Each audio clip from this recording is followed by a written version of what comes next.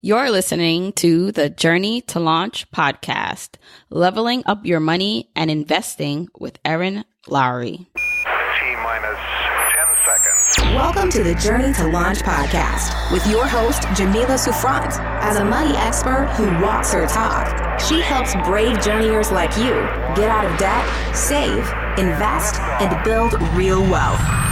Join her on the journey to launch to financial freedom in 5, 4, 3, 2, 1. Hey, journeyers. Thanks for joining me for another episode of the Journey to Launch podcast. Very, very important and special announcement. So I opened up Launch Club doors. That's the membership community for journeyers like yourself who really want to take what they're learning through the podcast and through my content to the next level by actually applying it and getting that support to reach your goals. And so last week, some of you joined me for my free live class where I really broke down creating your launch plan and how to reach all your goals to reach financial independence. And part of that was to open up the doors to the Launch Club officially. So officially launching the Launch Club late last year.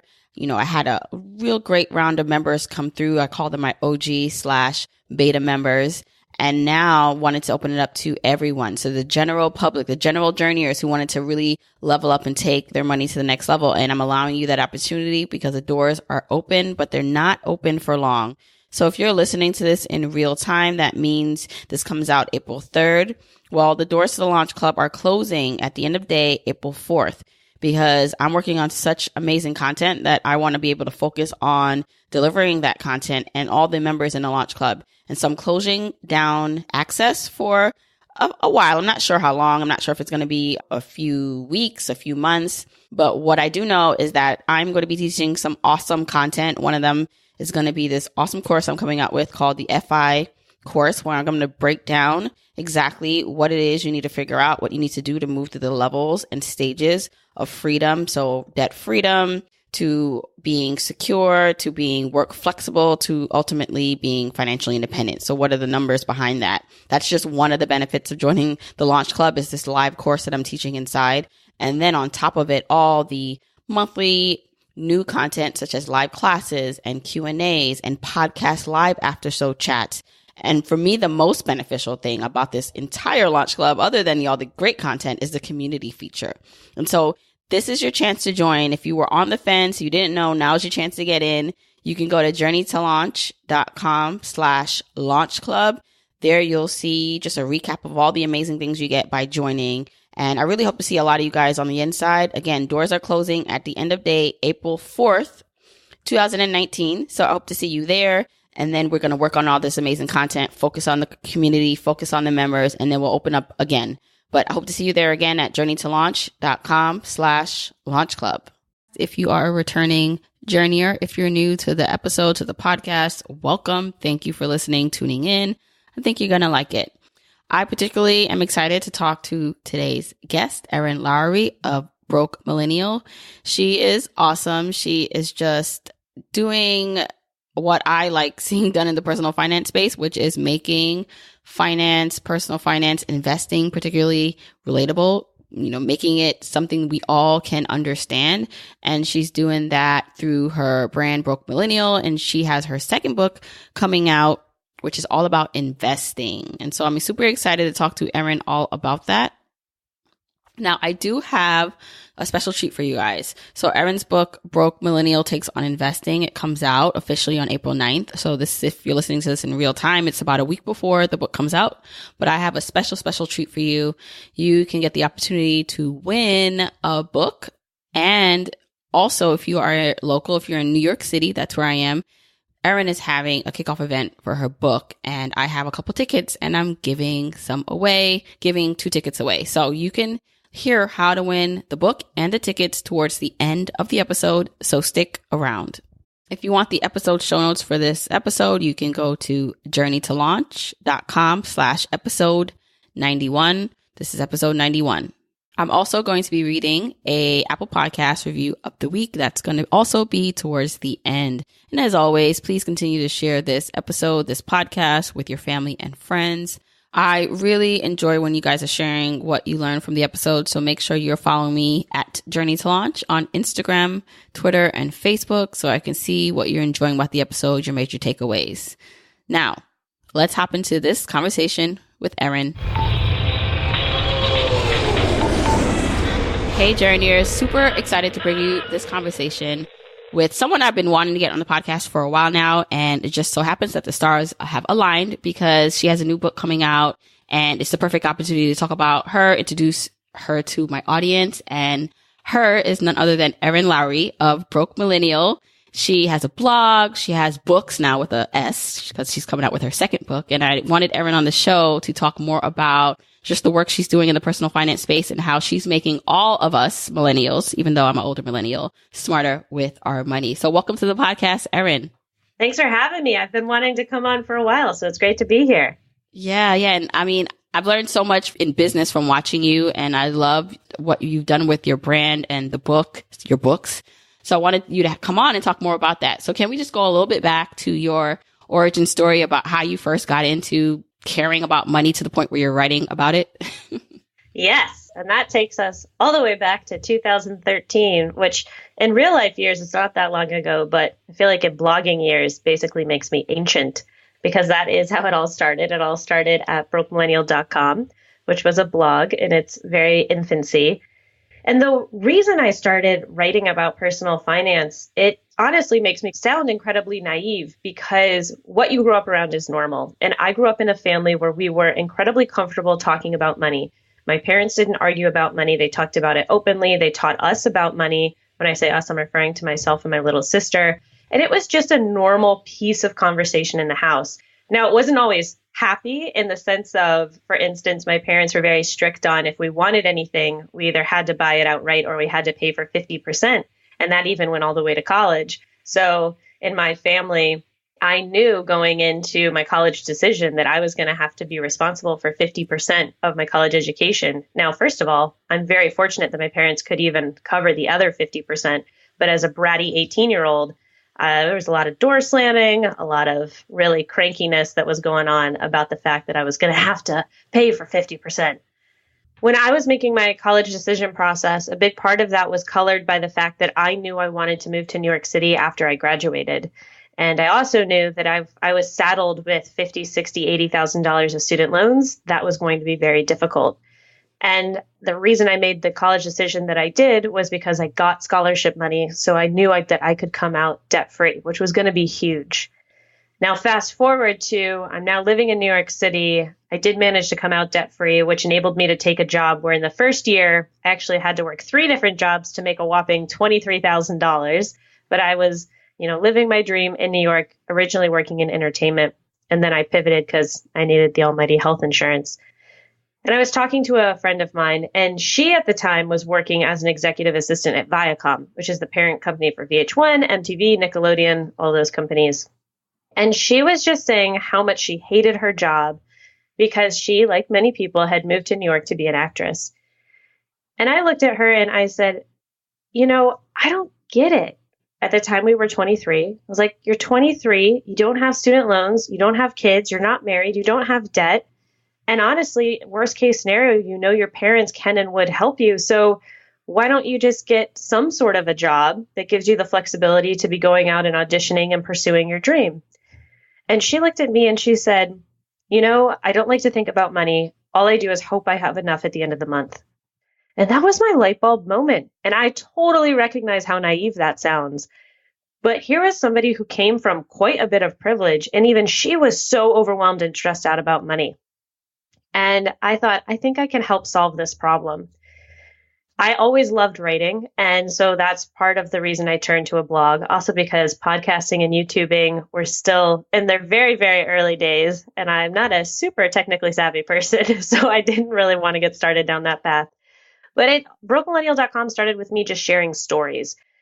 As you can kind of tell already with how I'm telling this story, I'm very narrative in how I like to share. And a lot of it was sharing stories that my parents had taught me and going over the ways in which kind of School of Hard Knocks taught me about how to handle my money. And that's where the whole Broke Millennial thing began. A few years later, I had the opportunity to get a book deal.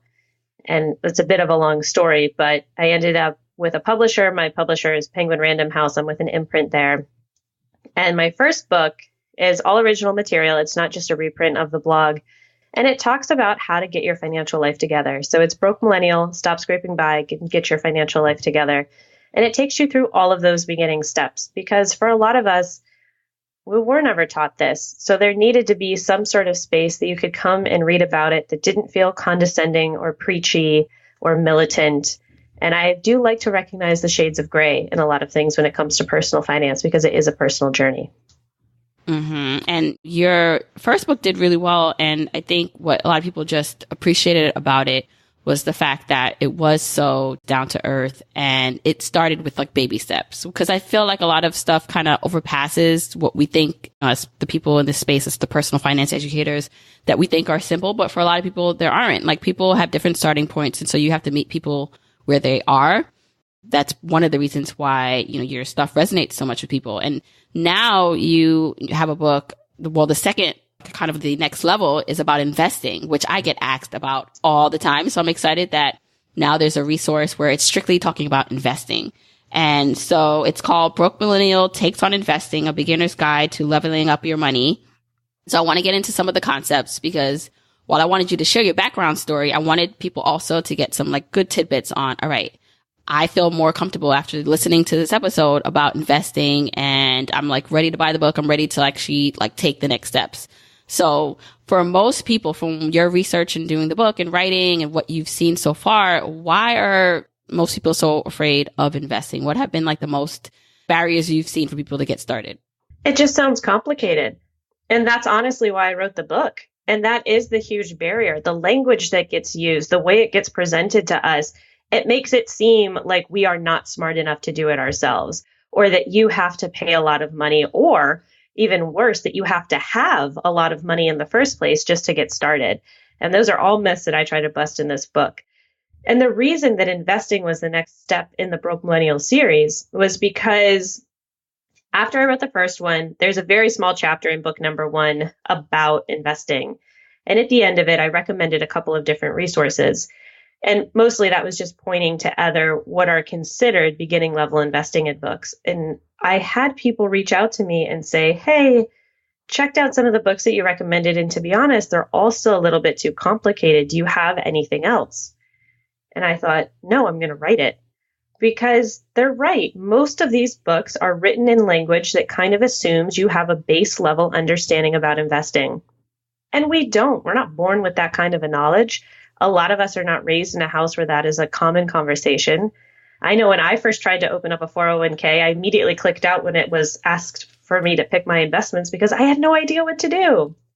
And I was raised in a house where we talked about money, and that was never something that was part of the conversation. So this, to me, this book, it just takes you back to the start, and it tells you and explains the language that gets used. And it also addresses your emotions, and it addresses the fear, because I think that that's another huge barrier for people, especially millennials, as we came out into the Great Recession. The older part of the generation was already out in the workforce when it was happening, and were obviously significantly impacted. And the middle to younger end of the generation was either in college or high school, and possibly seeing things fall apart around them. And so, of course, that's very scary for us. We kind of got burned before we even got started. So I think that that's another reason there's a huge intimidation factor. Mm-hmm. And then when you know the facts that millennials now, especially our age, I'm a little bit older than you, but the new people graduating college, there's a lot of people saddled with debt, especially student loan debt. And that has become a barrier for a lot of people, where it's like they can't even make their student loan payments, or they can't even get jobs in their fields or jobs that they want. And so now to tackle on this thing of now I need to invest, like I'm just trying to live. I'm just trying to pay my living expenses. And so it does seem a little bit overwhelming, especially with the jargon that can be thrown around and used. I totally agree. And part of the reason I wrote the book the way I did is it's very geared towards millennials. There's an entire chapter just dedicated to the concept of, I have student loans, should I be investing? And for me personally, I think part of what we need to do is also change the language we use around retirement. because we always say save for retirement, but you're really investing for retirement. So a lot of people actually are investors, but don't even recognize that about themselves yet. And I think that that's a really important thing to get started because language is important. The words that we use have power. And so to start reframing in your mind that you are investing, if you have a 401k or a 403b or an IRA, is really critical. Mm-hmm. And even, like you said, retirement, because when I graduated from college and I was told, oh, you can invest in your 401k and, it's for your retirement. And I'm like, okay, retirement is when I'm like 65. That's like 40 years from now. Who cares? Right. So I think finding a way in which I hope that this platform helps people do is finding a way that retirement and saving for it and investing in general is not for the 60-year off goal. I mean, that's the ultimate plan. You want to make sure that you're set. But I want to reframe it in a way where, and this is what the kind of like the FIRE movement does, is that we are talking about saving and investing for freedom. Now, depending on how aggressive you can get or how your goals are set, that freedom can be 10, 15, 20 years from now. It can be a freedom where it just allows you to leave your current job because it's not your passion, or it's just the option to walk away from your job. But the fact of the matter is, I think when we frame it as retirement, that's why so many people just like click off and sign off, because they're just like, who cares about that person 60 years from now when I'm just trying to live my life today. And I have silly ways that you can work to reframe that in your own mind as well. This might have been addressed before, but the first one is to go download an app or just use an online resource that ages your photo. So there's one that's called just Aging Booth that you can download on your phone. You upload a picture of yourself, and it will age that picture to what you would roughly look like at like 65, 70 years old. It's sort of terrifying to see because I feel like they just give everybody jowls. Like that's just all the picture does is it droops your face way down. But part of the reason you do this is because studies have shown if you see an aged photo of yourself, you're more likely to connect with the future version of yourself. And so it helps you kind of reframe like, hey, this is the person that I am preparing for and I'm trying to protect and I'm trying to make sure that you have a good life. Now, I actually had somebody reach out to me one time. I talked about this on Instagram, and she reached out and she said, I used the app and I really was kind of horrified by the look of my aged photo. So what I decided to do was print out a picture of myself at my happiest, and I put it near my desk. And it's just a constant reminder of I want to be able to always be that happy, and finances plays a big role in being able to give myself the flexibility to pursue that kind of happiness, which I thought was a really lovely thought. And my third idea, and this is a much more practical, actionable step, is for a lot of us, especially because people will throw out big numbers like save 10%, save 15%, save 50% for retirement. And that just sounds untenable to a lot of folks. Start with 1%. Especially if you get an employer match. The advice is always to try to save to the amount that you get an employer match, which is, of course, great advice. But even that for some people is not an option because of their budget. So start with 1%. And then every 3 to 6 months, try to push it up by another %. And this very slow incremental journey towards your goal, first of all, you barely feel it in your paycheck. So it's an easy way to get there. And second of all, it's just those tiny actionable steps that keeps pushing you towards the greater goal. Mm-hmm. And I love that those are some just actionable tips. Anyone could be like, all right, let me see how this would affect me. Another thing, as you were talking, I'm just like, it'd be good because we all like seeing numbers. And this is actually what really helped my husband get on board in terms of when I said, let's think about the kind of life we want to have and in the future. And if we aggressively start investing, is the numbers part of it. It's like to find that online calculator that's going to show you, okay, if I do nothing, if I just like keep doing what I'm doing now, what would I have accumulated in 10, 15, 20 years, right? You can pick different baselines and points versus if I do a little bit more, right? So if I invest like that 1% more, that 5% more, that a couple $100 more, if I kept doing that for 10, 15, 20 years, how much would I have then? And then compare the endpoints and, the numbers. And I found that to be highly motivating because when I showed my husband, like we can have multi-million dollars in our account, depending on how aggressive we want to get. Like, how does that feel versus if we do what we're doing now and we have not even half of that, and we still find a way to live good today. And let's talk about that. And that really got him excited and got me excited. And it's really what helped to push us along the journey. 100% agree. I actually love at Investor.gov, which is a Securities and Exchange Commission website. So it's backed by the SEC. They have a compound interest calculator that's my absolute favorite of all of the ones that are out there. And there are times that I just geek out over putting in what our current net worth is, playing around with different numbers, seeing what'll happen if we go, from just X amount to what if we added like another $500 a month? If we can swing that, what is that going to look like? How much faster does that get us to our goals? And it's also motivational to look at debt repayment calculators. My husband has student loans, so we've been working on trying to pay those off pretty aggressively and just looking at the difference between like, hey, if we actually reallocated some money from these other goals towards paying off the student loans, how much faster can we be out of debt? Mm-hmm. And what you just said, like the compounding interest, that's the magic of how your money grows. Is like your interest makes interest, and the more time you have, the better. That's one of the things I want to talk about more, like a little bit of the technical stuff about investing and the importance of the compound interest, inflation, and time. And so why it's better, because some people are like, oh, I have all this money saved in a savings account, like a traditional savings account that earns like 0.001%. Not realizing that that money is eroding over time if they do nothing with it because of inflation, and your buying power decreases versus investing it, and not even having to invest it aggressively, but just even if it's like an online savings account or a money market account, something where it's earning you more interest, it will get you so much further. So can we dig a little bit into like the importance of investing because of the compound interest, inflation, and time?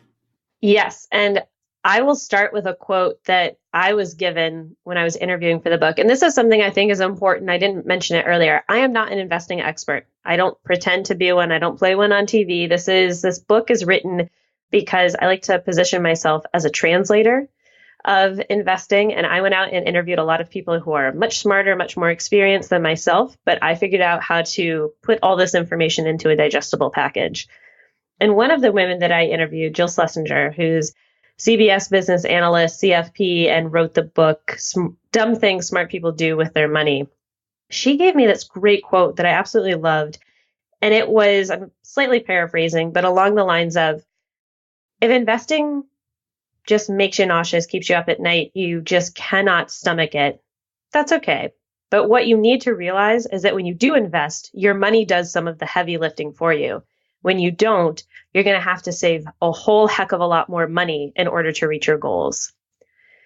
And that's just such a great way to position it, because everything you just mentioned about time, compound interest, being able to beat inflation, those are critical pieces about why people invest. And inflation in general, we usually use the rule of thumb of about 2%, which right now the online savings banks have kind of heated up the competition. We're at a little over 2% of what you can get if you put your money into an online savings account.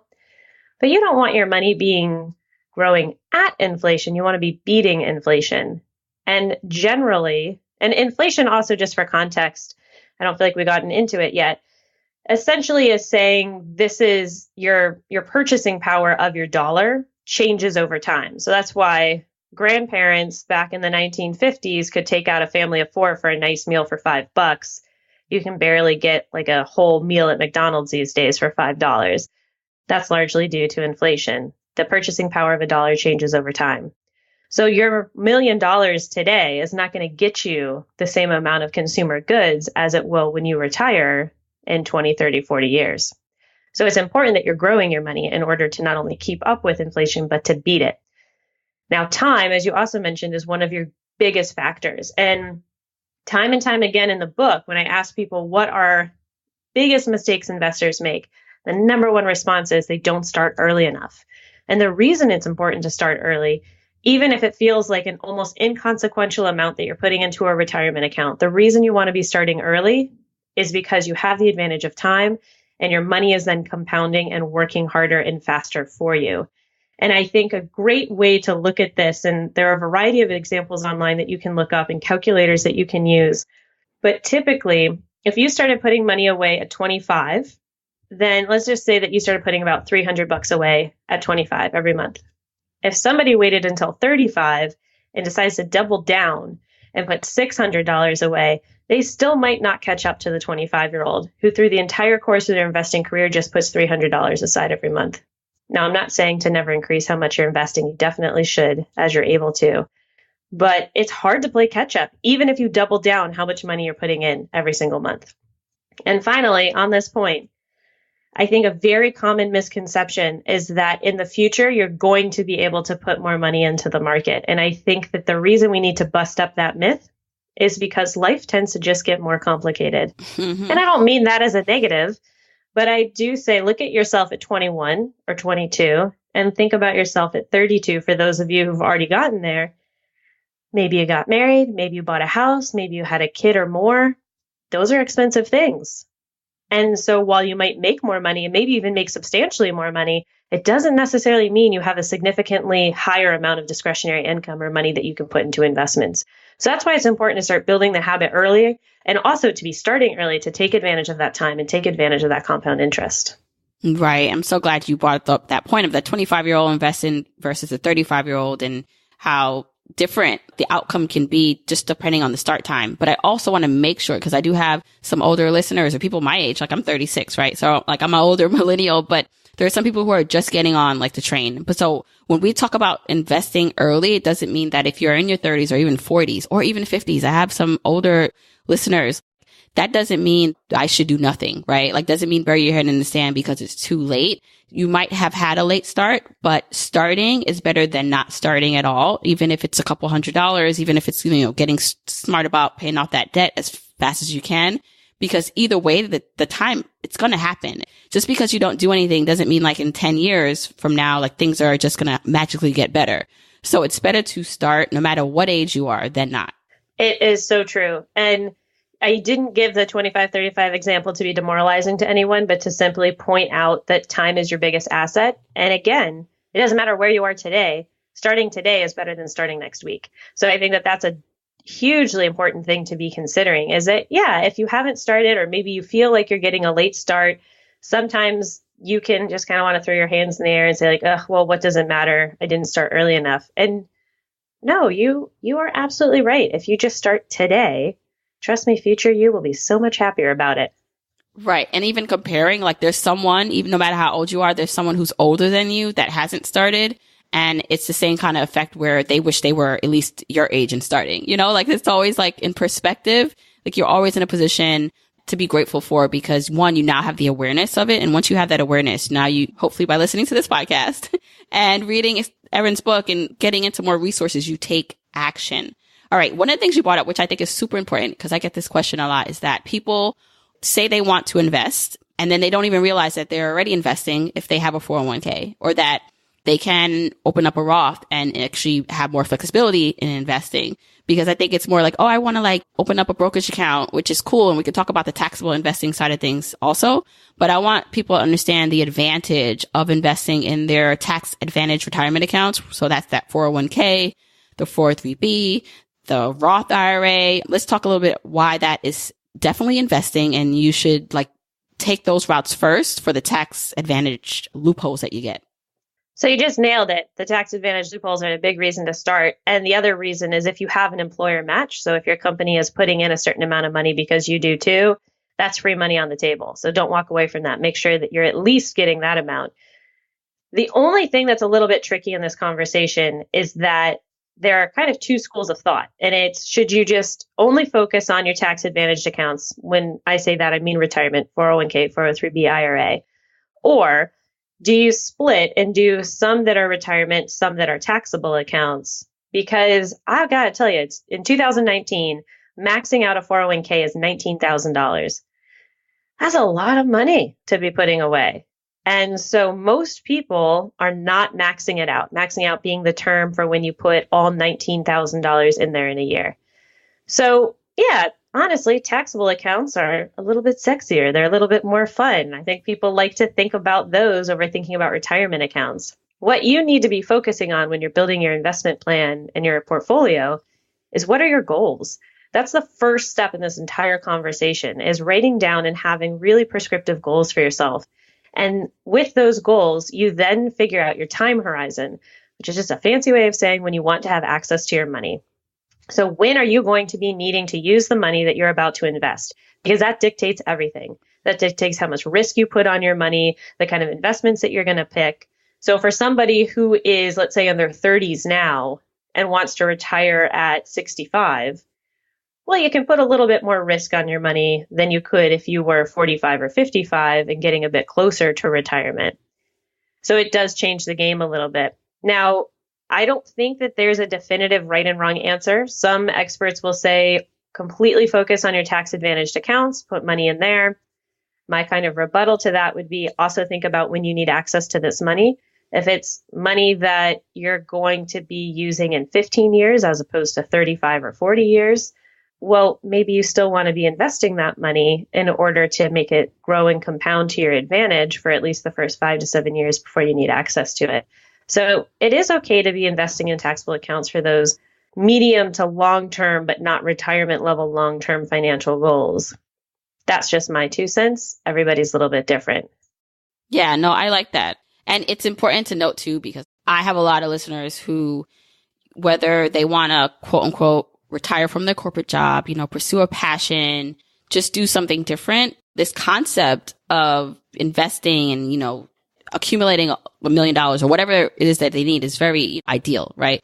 But when we talk about being realistic and living life today and still enjoying life and seeing your dreams through, like you're talking about your goals, it's important to invest in buckets like you're talking about. So understanding that there's that long-term investing. Okay, how are you going to pay for your life in the future when you're not actively working? Like when you're 65, 75 and you don't want to travel every day into a job. You want to live off your investments. But then for someone who wants to quit their job, have a career change, travel the world a bit, you're going to have to think about how you can access the money you're investing. So like you said, it's important to look at your goals and then all the advantages to each account. And so something like the taxable investing, you can access right away, but you don't get any tax advantages for that.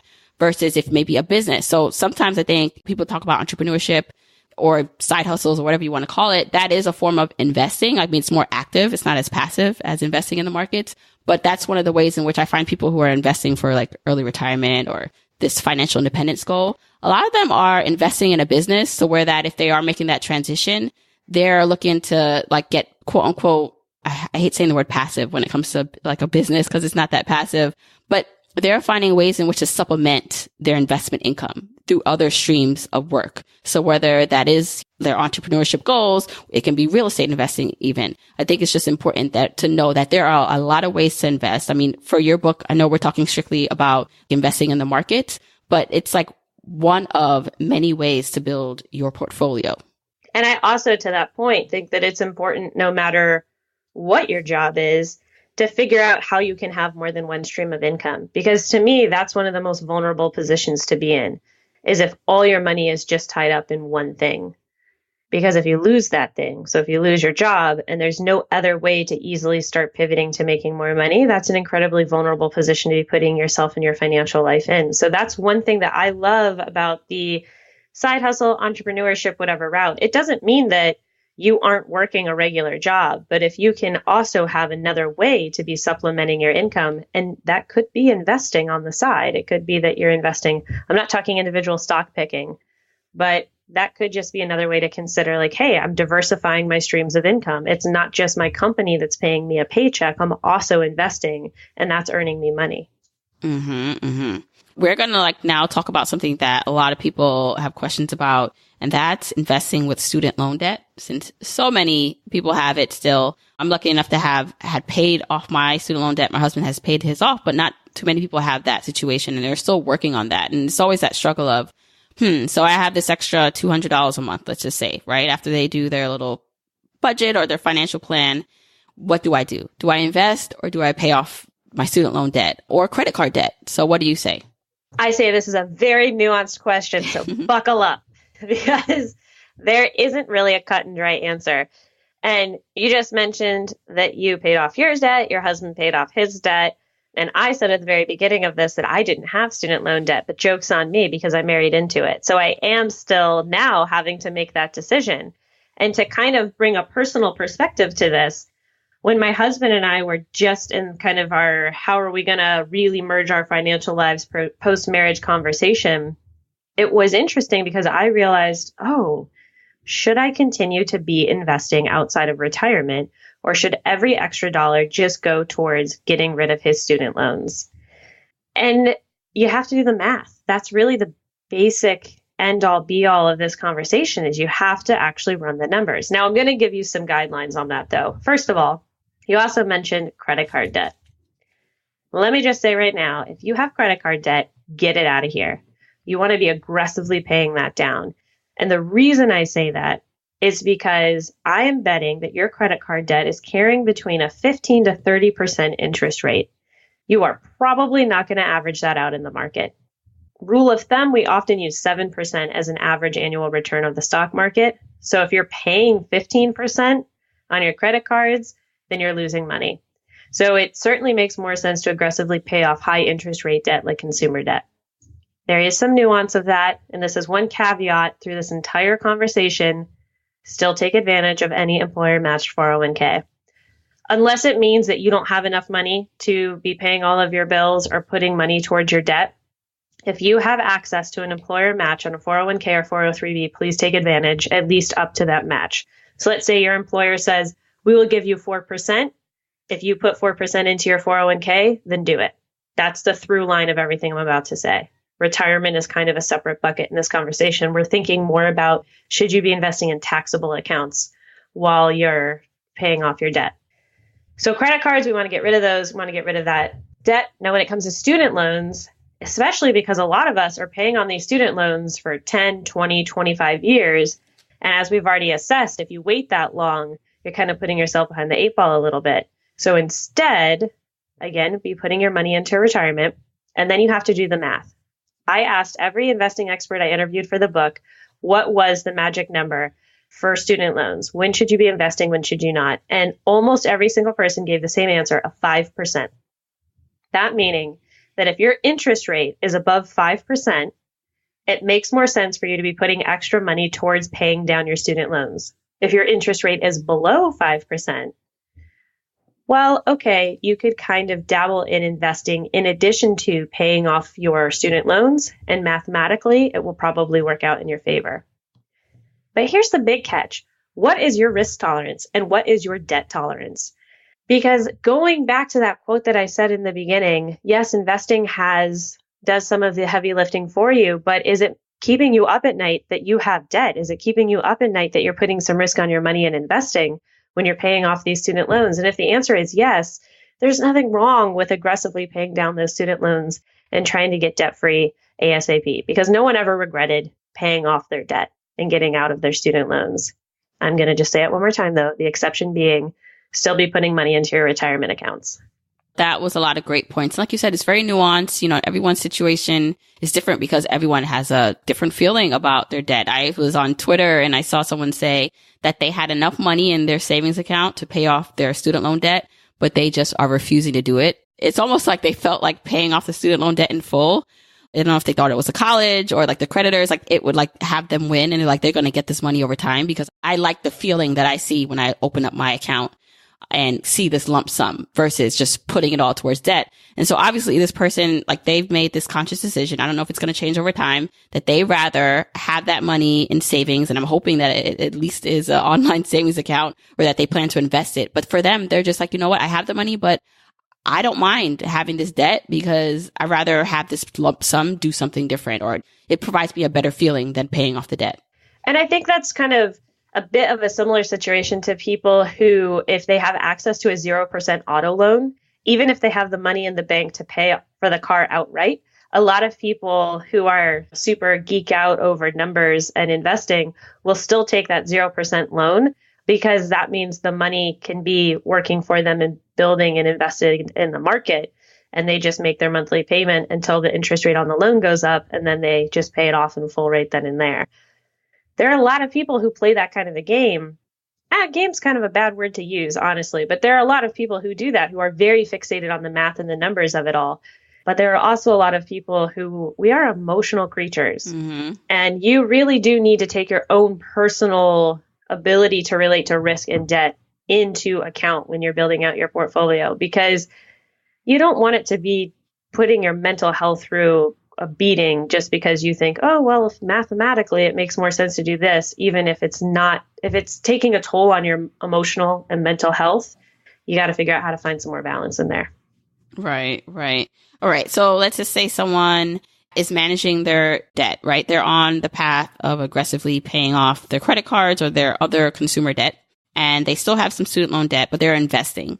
And they decide that now that they have already invested in their 401k, that they want to open up a Roth IRA or they want to do taxable investments.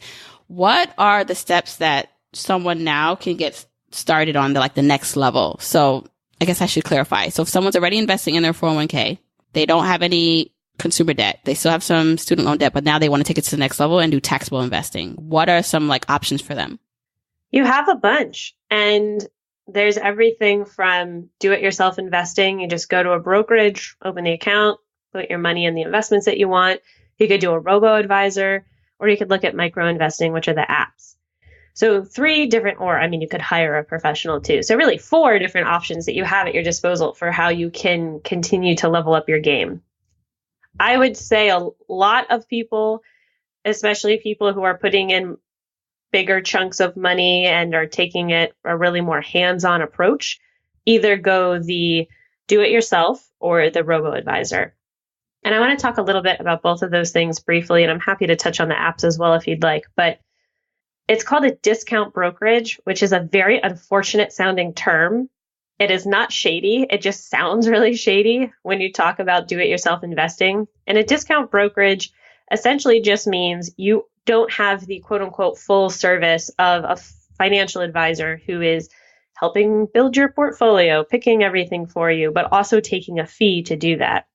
If you go to a discount brokerage, and that's like a Vanguard or a Fidelity would be 2 examples of a discount brokerage, then you're the one that is deciding, what do I want to be investing in? You're the one who goes in, usually on your computer, fills out the information about what you want to be investing in, and puts money into your different accounts. You do have access to talking to people at the discount brokerages. I don't want you to think that it's without access to humans. You definitely can speak to financial advisors, but at a full service firm, usually that's more wealth management. They typically take a fee called assets under management, or AUM. It's often about 2% of your portfolio. If you're with a discount brokerage, it's a whole heck of a lot cheaper, but you are doing it yourself and kind of building it out on your own. Now, as robo-advisors, again, talking about some misconceptions, it's not a robot handling everything for you. In fact, a couple of the people that I interviewed who work at robo-advisors said that they're kind of trying to change the language right now to online financial advisor. They think that that's more accurate, because one of them was telling me a story about how anytime the market kind of takes a dip, they'll get calls and emails. It's like, why aren't your algorithms and robots figuring out how to beat this? And they're like, that's not how this works. So right. There are algorithms involved, but normally those algorithms are searching for things like, it's called tax loss harvesting, which is a kind of complicated way of making sure that you are getting the best bang for your buck, because you might sell off something that's underperforming to buy something similar that's performing better, and you can take kind of a tax break on that. It's a bit complicated to do as a DIY investor unless you're super geeky about this stuff. So that's where a robo-advisor might come into play. A robo-advisor might rebalance your portfolio on a more regular basis to make sure that it's still aligned with whatever your original goals and risk tolerance was. And it's also kind of an easy way when you're getting started, if you don't want to do necessarily all of the research involved of figuring out what funds you want to pick to build your portfolio yourself. It's a bit of a more passive way for you to be putting money in the market and making sure that it's invested in alignment with your goals. But you are going to pay more for it. It's going to cost you a little bit more to use a robo-advisor. And a thing about fees is every dollar that you pay in fees is a dollar less that's compounding for future you. Now, I'm not saying not to pay a fee and to take advantage of somebody who can help you, but I am saying whenever you pay a fee, whether that's an expense ratio on some sort of index fund or mutual fund, and an expense ratio is the amount that you are paying to your brokerage. Essentially, it's kind of an operational cost. Or if that's a fee that you're paying just for using a service, you want to make sure that you're getting value. Everybody defines that value differently. You have to define it for yourself, depending on what you want as an investor. But that's a very important thing to be thinking through for your entire investing life. Mm-hmm. And so many things to consider. And like you said, some people have just different levels of comfortability when it comes to their money. You can look at it different ways. You can first say, okay, I want to DIY it myself until I get to a certain point to where now, because I know what I'm doing, I understand things a bit more, I don't mind handing it off to someone and then paying them to help, for their expertise. Or you could be someone that says, you know what, I want someone to kind of handhold me to help me at first. So I'm willing to pay up front. And then perhaps later down the line, I feel now more comfortable to take the reins back. Again, it's more about what works for you. And that is really a through line of all of this, is there's no one right definitive way to do things. You really do need to figure out what is right for you and your investing life and your journey. Another thing I also want to say about just getting started is one of the barriers you might run up against is this idea of a minimum initial investment. There are certain funds, and when I say funds, I mean an index fund or a mutual fund or an exchange traded fund, which is an ETF, which are different bundles of investments that you can be investing in. So it's not just picking a single stock. These are a grouping of lots and lots of stocks that are all put together, which automatically helps diversify you, which is a concept that we haven't really touched on yet, but is critical when it comes to investing, because you want to make sure that your money is not just in one company or in one sector. It's the classic cliche of don't put all your eggs in one basket. That is really, really crucial when it comes to investing. You want to make sure that you have a lot of exposure so that if one company has a poor performance in a day or a week or a month or a year, that your whole portfolio is not just taking a brutal beating because of it. Just like the income, right? Like we mentioned before, it's all about diversifying. 100%. And to come back to this idea of minimum initial investment, sometimes what happens, and I'm just going to say the name of a real index fund. This is not me endorsing it or advocating you go put your money in it. I think it's just easier to use a name when you're in an explanation. I always have to do these disclaimers when I talk about investing. Mm-hmm. But the S&P 500 index fund, for instance, let's say that you've decided that's the first fund that you want to buy in your portfolio now that you're opening up a taxable account. It also might be a fund you want in your retirement account. That's totally fine too. But let's say that that's the one you want to put your money in. And you have picked your brokerage that you want to use. So you know you want to go with brokerage A. You've done the research. They seem like a reputable company. You like the fees are pretty low. And you go to open the account and you see that it says minimum initial investment, $3,000. What that means is that you need to have $3,000 just to open the account. But that's just a one-time thing. Moving forward, you can put no bucks a month, $10 a month, $100 a month, whatever you want into it. But in order to just open it in the first place, you might need an initial lump sum of money. So that might dictate where you can open your first taxable account, because all the brokerages are different. Not everyone has the same level on a minimum initial investment. So how much money you have up front to start might actually determine where you can go and give your business. Mm-hmm. Yeah, thanks for bringing that up, because I know that is a deterrent for a lot of people when they're just looking at how much they need to start and just like, oh, wait, I need this much. You talked about like ETFs and then like these smaller companies that help you buy fractional shares. So I think that's just important to touch upon, just to give people another route into getting started. So the micro investing apps, which you might have heard of before, things like Stash, Acorns, Robinhood, those are just a few examples. These guys, essentially what they're doing is saying, hey, we totally get it. You might not have a ton of money every single month to be putting into the market. And you might not have a lump sum in order to go open a fund. So instead, we're going to make it possible for you to just put in a little bit of money every month and still be invested in the market.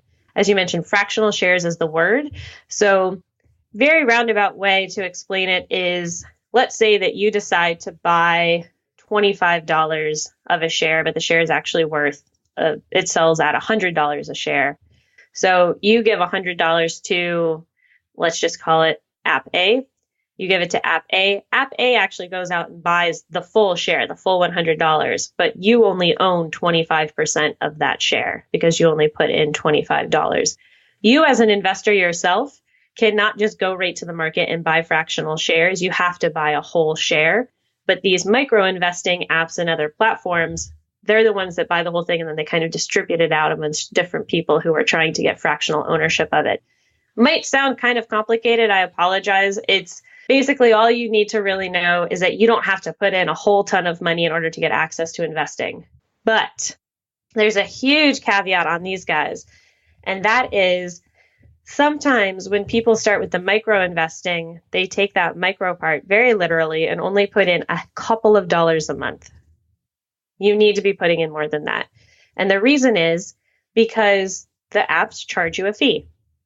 They should. They're not a not-for-profit. They need to be making money too. And the fee is quite reasonable. A lot of times it's around $1. And you might think, I live in New York City. I don't know about you, dear listener, but for me, when I go to the laundromat, it costs more than $1 for me to do a single load of laundry. So $1 a month in order to be investing sounds like a pretty good deal. Problem is, if you are only putting in $3 or $4 a month into this account and you've paid $12 in the year in fees, it has eaten up all of your returns. So you've not actually gotten any returns from the stock market. So a rule of thumb I like to give out, you want to be putting in between at least $25 to $50 a month into these micro investing apps to really be getting your money's worth on that fee, coming back to the idea of value. Good distinction there, because I know that sometimes trips people up. It's like, oh, it's only a couple dollars, I'm doing something, but you really need to look at the numbers. All right. So Erin, there's so much more we can talk about. I know a lot of people are interested already, but it's more just like, here's another avenue for you to like deepen your understanding of investing. We can keep going, but we're not. You'll be able to like find more information in Erin's book, which I'm super excited because for you, if you're listening to this in real time, this podcast episode comes out on the 3rd, but your book is officially going to be in the world next week. Again, if you're listening to this in real time. So can you tell everyone a little bit about the book, where they can get it? You said you had a couple bonuses for people if they were to purchase, and where they can find you. I do. Well, first I'll just say where you can find me. BrokeMillennial.com. I'm on Instagram at BrokeMillennialBlog and on Twitter at BrokeMillennial. I'm very active on both, so please come say hi, ask a question if you have a question. Especially, I know we got into some nitty-gritty things today, but I promise it's explained much more thoroughly and easily in the book, which you can also put down and open back up at your leisure. The book, Broke Millennial Takes on Investing, A Beginner's Guide to Leveling Up Your Money, is available on shelves nationwide on April 9th. You can find it on Amazon, Barnes & Noble, Powell's, Indie Books, hopefully your local bookstore, also possibly your library. And if it's not there, please request it. I always love when people can get some free access to this kind of knowledge. And I do have a bonus offer for you. If you buy a copy of Broke Millennial Takes on Investing, please email info@brokemillennial.com. I will make sure all that info is in the show notes for you. Sometimes people do get tripped up on millennial. It has 2 L's, 2 N's. Always have to say that. But if you email proof of purchase to info@brokemillennial.com, I will send you back a free 30-day rookie investor action plan.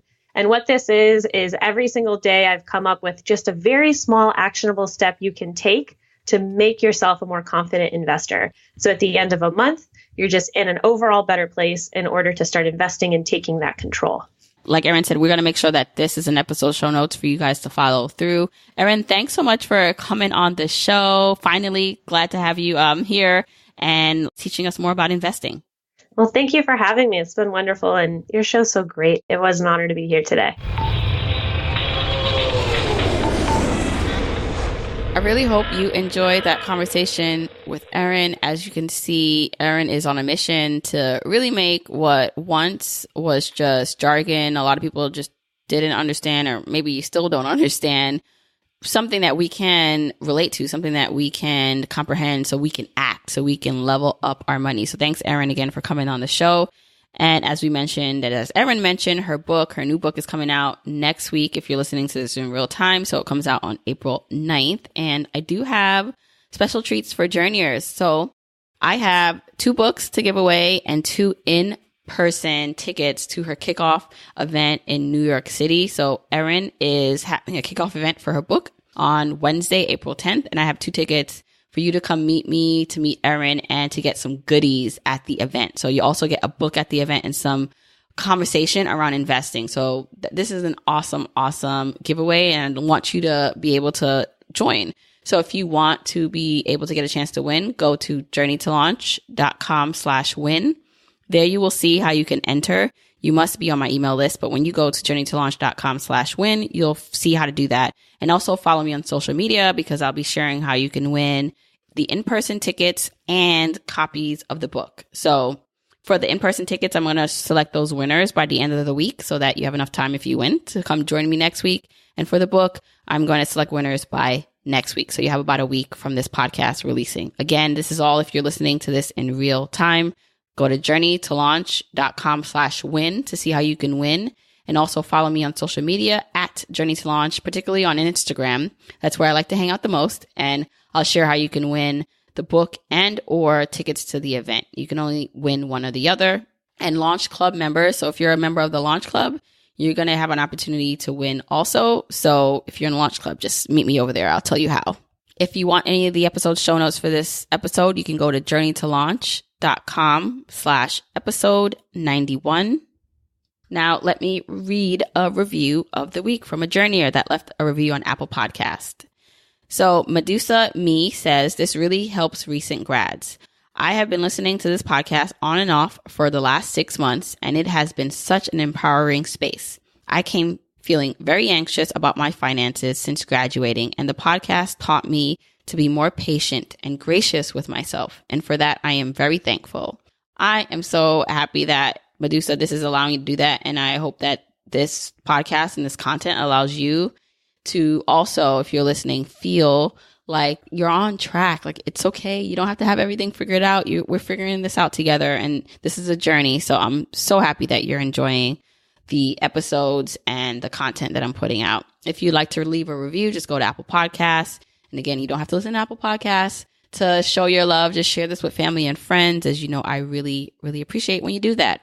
Once again, I wanted to remind you that doors to the Launch Club, my membership community for journeyers who are really looking for that support, the resources and the tools they need to take their money and their lives to the next level. The doors are closing end of day, April 4th. And so you do still have a few more hours to get in, depending on when you listen to this. And I'd love to see you on the inside.